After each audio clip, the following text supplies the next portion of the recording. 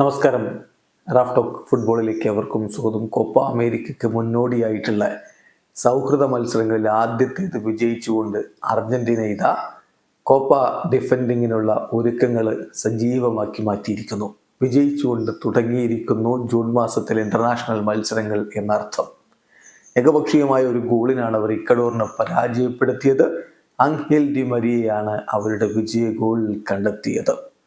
മത്സരത്തിൽ നേരത്തെ നമ്മൾ റിപ്പോർട്ട് ചെയ്ത പ്രകാരം ലയണൽ മെസ്സി സ്റ്റാർട്ടിംഗ് 11-ൽ ഉണ്ടായിരുന്നില്ല.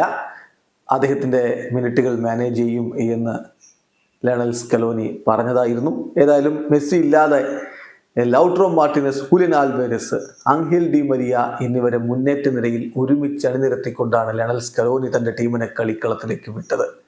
കളിയുടെ 40-ാമത്തെ മിനിറ്റിലായിരുന്നു ഡി മരിയയുടെ ഗോൾ പിറക്കുന്നത്.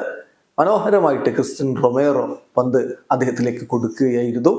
ആ ബോള് നല്ല രൂപത്തിൽ ആംഗേൽ ഡി മരിയ ഫിനിഷ് ചെയ്യുകയും ചെയ്തു. 1-0 ഇടവേള സമയത്ത് അർജന്റീന മുന്നിലായിരുന്നു.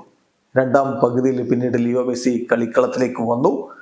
ഏതായാലും രണ്ടാം പകുതി ഗോൾ രഹിതമായിട്ട് അവസാനിച്ചെങ്കിലും മത്സരം വിജയിച്ചുകൊണ്ട് അർജന്റീന ഇതാ ജൂൺ മാസത്തിലെ മത്സരങ്ങൾക്ക് തുടക്കമിടുന്നു.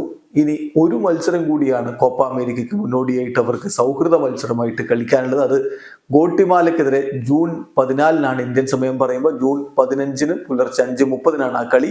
അതിനുശേഷം പിന്നെ കോപ്പയിലെ ആദ്യ മത്സരം ജൂൺ 21-ന് പുലർച്ചെ 5:30-ന് കാനഡയുമായിട്ട് അർജന്റീന കളിക്കും. വീഡിയോ അവസാനിക്കുന്ന ഫുട്ബോൾ ലോകത്തെ കൂടുതൽ വിശേഷങ്ങളുമായി റാഫ് ടോക്സ് വീണ്ടും എത്താം.